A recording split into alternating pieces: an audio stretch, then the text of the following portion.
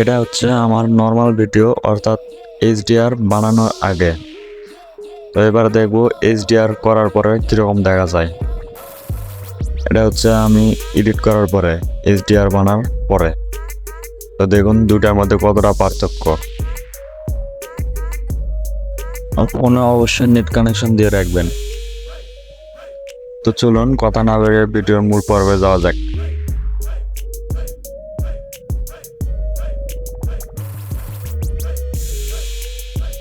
চলে আসলাম মোবাইলের মূল স্ক্রিনে। আমার ফোনের প্লে স্টোরে আসবো, নিচে সার্চ অপশনে ক্লিক করব, সার্চ অ্যাপস অ্যান্ড গেমে ক্লিক করব, লিখতে হবে মোশন নিনজা।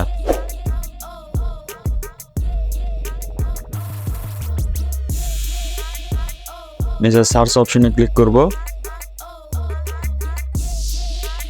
ইনস্টল করে নেব।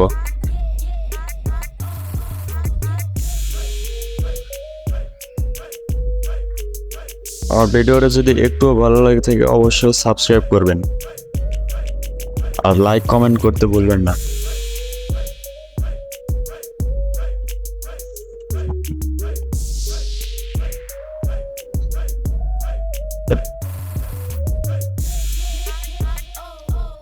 তো আমার অ্যাপসটি ইনস্টল করা কমপ্লিট। এবার ওপেনে ক্লিক করব।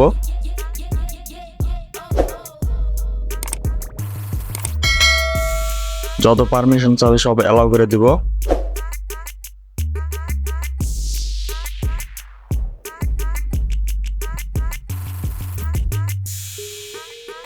এগুলো ক্লোজ দিয়ে কাটা দিব। নিউ প্রজেক্টে ক্লিক করব। এখানে অনেকগুলো রেশিও আছে, আপনার যে রেশিও প্রয়োজন সেই রেশিও নেবেন। আমি 9:60 নিলাম।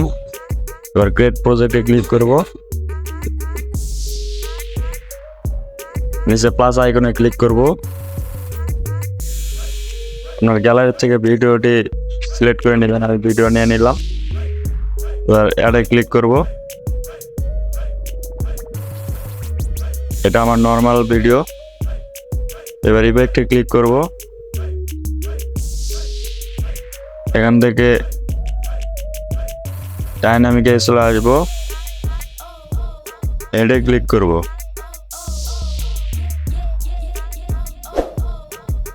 এখানে টিক মার্কে ক্লিক করব। ইফেক্টে ক্লিক করে ইফেক্টে টানে ভিডিওর লেয়ারের সমান করে দেব।